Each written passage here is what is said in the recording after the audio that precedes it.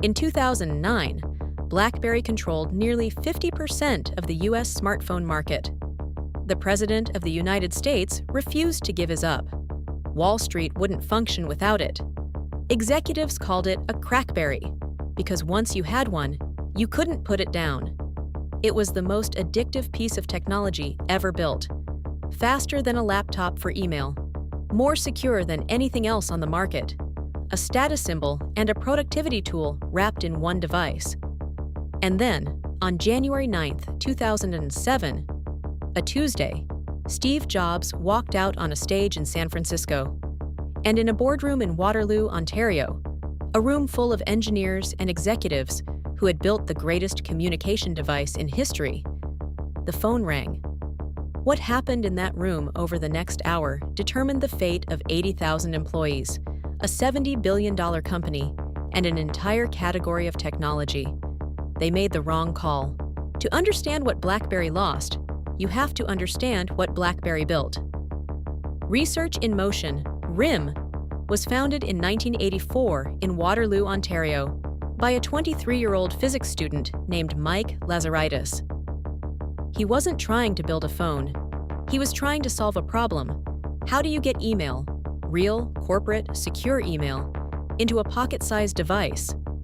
The breakthrough was the keyboard, not a touchscreen, not a stylus, a physical, tactile keyboard designed for human thumbs, so perfectly engineered that people could type on it without looking, 150 words per minute.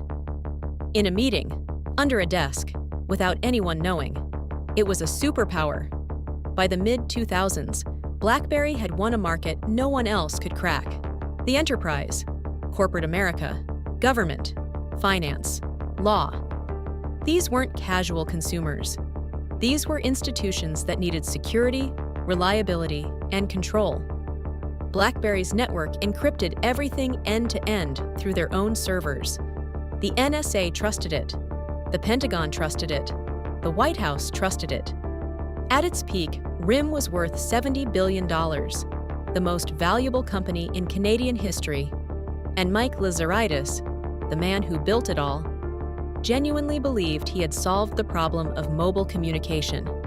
Permanently. That belief is what made what happened next so catastrophic.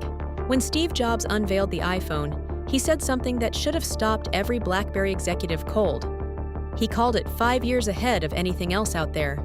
In Waterloo, Mike Lazaridis watched the keynote, and then he picked up the phone and called an emergency meeting. His engineers assembled, and what happened in that room, reconstructed from multiple accounts, court documents, and interviews with people who were there, was a masterclass in how smart people can be catastrophically wrong. The engineers who had studied the iPhone said what the data showed. This device is real. The touchscreen works, and it is going to change what consumers expect from a smartphone. Lazaridis listened, and then he explained why they were wrong. The iPhone, he said, was not a serious threat to BlackBerry's core market. Here's why, in his own logic. The iPhone required too much bandwidth. Carriers couldn't handle it. The battery would die in hours. It couldn't do what BlackBerry did with corporate email. And without a physical keyboard, serious users wouldn't switch. He was right about almost all of it. The first iPhone was slow. The battery was mediocre. Corporate IT departments hated it. The email client was basic. Early AT&T networks buckled under the data load. But he was wrong about the only thing that mattered. He was wrong about the consumer.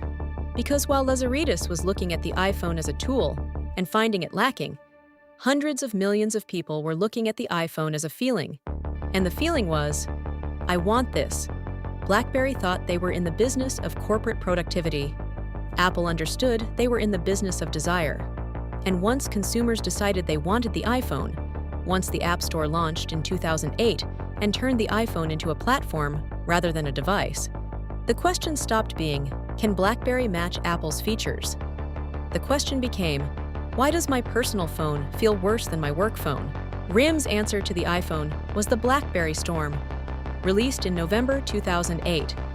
Rushed to market, plagued by software bugs so severe that Verizon, their exclusive carrier partner, was quietly handing out replacements in stores before the launch week was even over.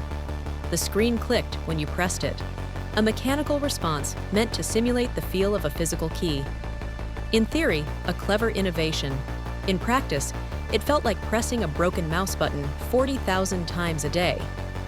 The storm sold, and then the returns came in. It was the clearest possible signal. You cannot out-feature the iPhone by copying the iPhone. You have to outthink it. RIM didn't outthink it. They doubled down.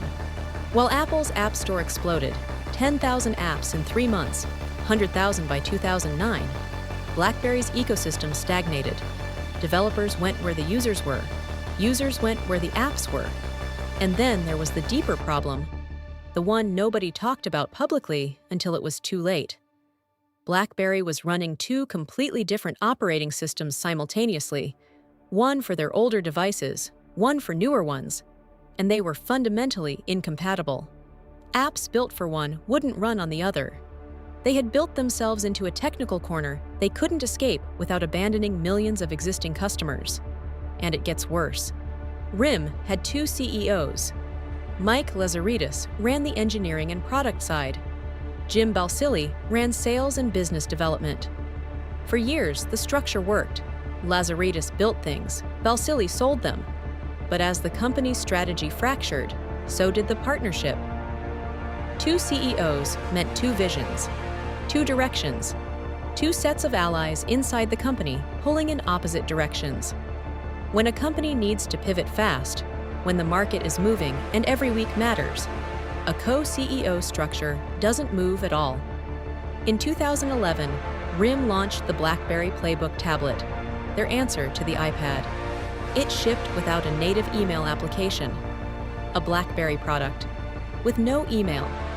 The company that had built its entire identity around email sent a tablet to market that couldn't do email without being tethered to a separate BlackBerry phone.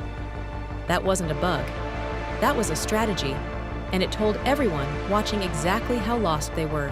BlackBerry's collapse is not the story of a company that got outspent. Apple was a consumer electronics company with almost no enterprise presence when the iPhone launched. BlackBerry had relationships with every government, every Fortune 500, every major bank on the planet. They had a 10-year head start. They lost anyway. Here's what actually happened.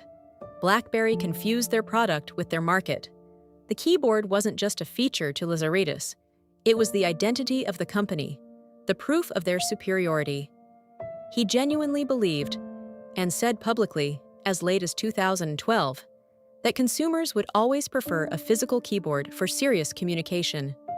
He was optimizing for the best version of a world that no longer existed. And then the enterprise, their fortress, their moat, cracked too. When consumers fell in love with the iPhone, they brought it to work. The bring your own device movement swept through corporate IT departments. Companies that had mandated BlackBerry found themselves either fighting their own employees or allowing iPhones and Androids onto their networks.